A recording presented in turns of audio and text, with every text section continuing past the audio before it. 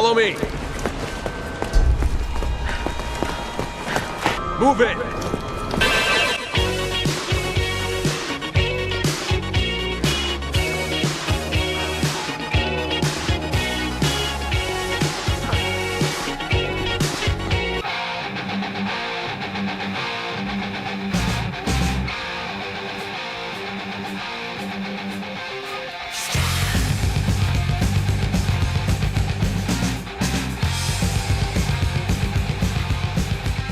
Prolonged prosaic plummet from the throne room to the privy, as Resident Evil's ceaseless succession of banality well illustrates. At one time, a shimmering paragon for the power of understatement and subtlety in the video game medium. More recently, it's a headstone, lamenting the long-term effects of developmental ego and the chorus of cloistered self-congratulatory echo chambers that comprises the whole of modern video game development. If you ever wondered what it looks like when a developer drops trow and outright masturbates in public, then Resident Evil 6 is your motherfucking case study. Resident Evil 6 has attempted to assuage the audience's mounting trepidation by stepping back from the unyielding quick-time action set-piece predilections of their former repute and ostensibly returning the vaunted horror series to its more atmospheric roots, a stated aspiration it elects to demonstrate by opening the game with a motherfucking explosion.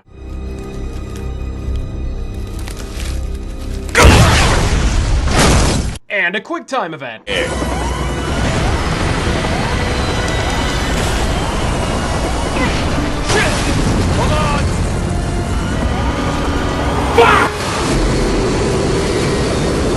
And take a nice long drag off that thumbstick icon in the lower third of the screen, Rageaholics, because if you don't find yourself in a perpetual state of looking at that, you cannot possibly be playing Resident Evil 6. Seriously, you could tattoo that shit on the inside of your motherfucking eyelids and still see it less than by engaging in the mere act of playing Leon Kennedy's campaign. Perhaps worse than any one grievance I can conceivably cite is that Resident Evil 6's vapidity is all-encompassing. Even the title screen feels uninspired. Hey Kenji, should we cook up a genuinely frightening or even borderline atmospheric title screen? Ah, fuck it, let's just drop the player in a nebulous purple inkwell awash in an unnerving soundtrack comprised of woodwinds copulating in reverse slow motion.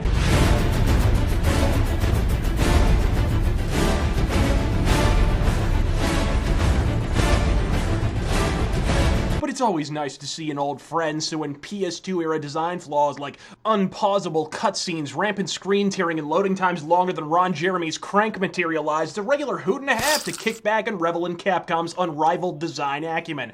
As for the core mechanics, at least in my experience, Resident Evil 6's shooting is touchier than a Vatican daycare. Dishing a laser sight for a drifting, wildly imprecise crosshair was a worse decision than even the most negative of professional reviews at present appear willing to acknowledge, which could very probably be forgiven had Capcom managed to properly implement even a single other basic feature. Yeah, how's about we not reset which shoulder the camera is centered behind every fucking time you enter a new area? And hey, maybe during single-player mode while waiting for someone to join your co-op game, how about you give us, and I'm just thinking out loud here, the ability to motherfucking pause. It's a video game, not a career path. As a rule, human beings have frequent occasion to fucking urinate. Bladder infections, the true horror behind Resident Evil 6. What in legions of hoary fuck were you thinking? Is the game linear, you inquire? No. A T-square is fucking linear. Resident Evil 6 is a series of hallways. More exactly, it's a series of set-piece hallways, a series of spooky hallways, or a series of hallways that collapse, explode, and occasionally fucking shoot at you. And here again, a Japanese studio demonstrates in appreciable fashion that their darkest abiding fear, greater even than their fear of an aggressive strain of AIDS carried exclusively by underage relatives,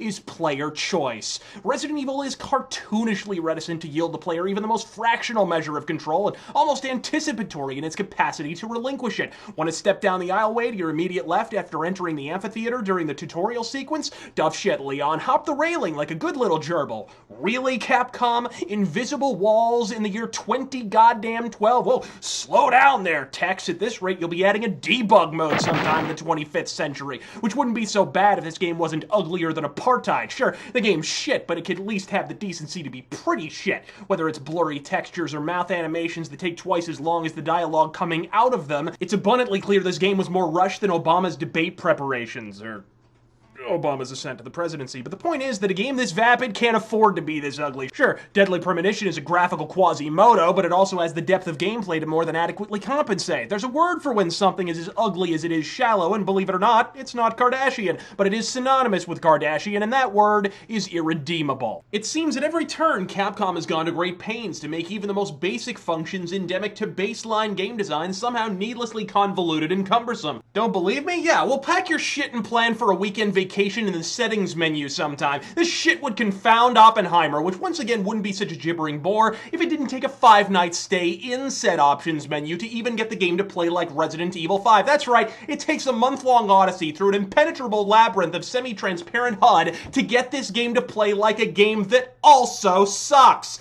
This game cannot surprise you, it cannot engage you, and it certainly can't fucking scare you, but it can undeservedly deprive you of $60 that would be better spent on absolutely anything else under the yellow sun. I've been the victim of more profitable muggings. And once again, Resident Evil finds itself at the vanguard of the modern survival horror identity crisis. By attempting to straddle a line betwixt action, horror, and atmosphere, it inadvertently wound up racking itself on the barbed wire fence that separates them. I've never actually called for a digital mercy killing before now, but Capcom, please. We fucking implore you, either make a game worthy of the storied history of this franchise, or put it the fuck down like Timothy McVeigh. Avoid this game like Spoonie avoids social situations. I'm Razorfist God fucking Speed.